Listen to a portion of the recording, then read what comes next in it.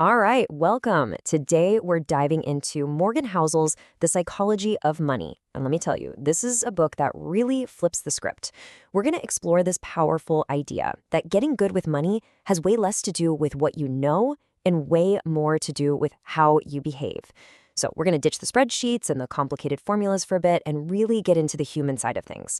And honestly, it might just change the way you see your finances forever. So, Housel starts with this quote, and it's a real gut punch.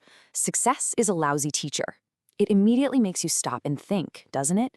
It challenges this idea that success is all about being brilliant or having some secret skill. It kind of forces us to wonder, what if there are other forces at play? Things we can't see, things that have nothing to do with how smart we are. Okay, so here's the first big idea, and it's a game changer. Personal finance, it's not really about math. It's about psychology. It's about digging into why we do the things we do with our money, even when those decisions look, completely nuts to someone on the outside. And this is maybe the most important idea in the whole book. No one is crazy. Seriously, your financial decisions, my decisions, that wild thing your neighbor did with their retirement fund, they all make perfect sense to us. Why? Because they're shaped by our own totally unique experiences, the world we saw growing up, and the lessons we learned or didn't learn along the way. In this slide, it just lays it all out so perfectly. Just imagine these two kids for a second. One grows up seeing money as a source of constant stress and fear. For them, it's about survival. The other kid, they grow up seeing money as this amazing tool for opportunity and growth. Now, fast forward 20 years. Do you think for a second they're going to invest the same way? No way, right? It wasn't a spreadsheet that shaped them, it was their life story. But it's not just about our past. Housel argues there are these two giant invisible forces that are always, always shaping our financial lives more than we'd ever want to admit. And what are they? Luck and risk. Okay, let's make this real with a story. We all know Bill Gates is a certified genius, right? But he also had an absolutely unbelievable stroke of luck. He went to one of the only high schools in the world that had a computer back in the 1960s.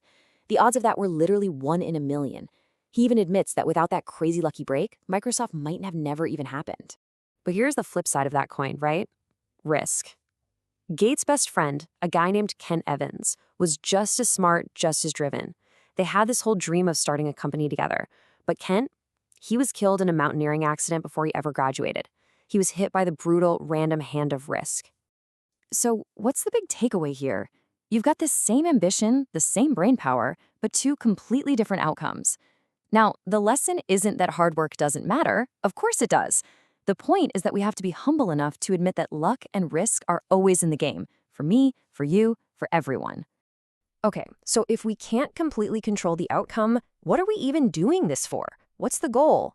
Well, this brings us to the next massive idea. We need to completely redefine what it means to be wealthy. And this is where we have to make a really important distinction. See, we often get rich and wealthy mixed up. Being rich is visible. It's the big house, the fancy car, the money you spend. But wealth is what you don't see. It's the money you don't spend. It's those assets working for you in the background, quietly building freedom. Just look at this comparison here. That Ferrari? That's not wealth. That's just proof that you spent a whole bunch of money which actually decreased your wealth. True wealth is having the savings, the investments, the stuff that gives you the freedom to make your own choices, the freedom to walk away from a job you hate or to handle a surprise emergency without breaking a sweat. It's having control over your own life. And at the end of the day, this is the real goal. It's not about the luxury stuff, it's about autonomy. Having control over your own time, the ability to wake up and decide for yourself what your day is going to look like, that is the greatest dividend money can ever pay. That's the real return. Okay, so that's the goal, this invisible wealth that buys you freedom. But how do we actually get it? Well, it's definitely not through some get-rich-quick scheme. It's through a strategy that is slow, it's steady, and frankly, it's a little bit boring. But it's also proven to be pretty much unbeatable over the long haul. And this chart of Warren Buffett's wealth, man, it just perfectly shows you the engine behind all of this, compounding. We think of him as this genius stock picker, but his real superpower, it's time. The guy has been investing since he was a little kid. And think about this, something like 90+% of his entire net worth came after he turned 65. That's not some secret trick. That's just the slow, powerful, mind-bending magic of compounding. So Housel makes this great point that building wealth and keeping it are two totally different skills. It's like sports. Getting wealthy is your offense. You got to take some risks, be optimistic, have that ambition. But staying wealthy, that's all defense. That requires humility, being frugal, and a healthy dose of paranoia. Yeah, this whole defense thing is really just about survival. It's about living below your means so you never get forced to sell your investments at the worst possible time. It's having the humility to know that luck can turn on a dime. And maybe most important, it's about building a buffer, a margin of safety into your plans. Because let's be real, life almost never goes exactly according to plan. So all of this, it all builds to one final, and honestly, the most personal point of all. If everyone's experiences in psychology are different, then it only makes sense that everyone's financial game has to be different too. And this right here might be the single biggest takeaway from our chat today.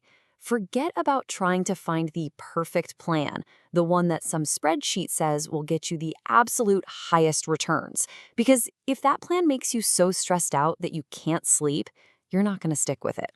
The best plan is the one that's good enough for you to follow consistently for years and decades. I mean, this quote just says it all, doesn't it? Don't try to be a financial robot. It is perfectly okay to pay off your mortgage early, even if the math says you could earn more by investing. Why? Because it helps you sleep at night. Being reasonable, doing what feels right and sustainable for you, is so much more powerful in the long run than trying to be coldly rational. And that leaves us with one last question. A question just for you. What is the price of sleeping well at night? Answering that, really thinking about it, might be the single most important financial decision you ever make. Because at the end of the day, it's not about the numbers in your account. It's about building a life that feels good, on your own terms.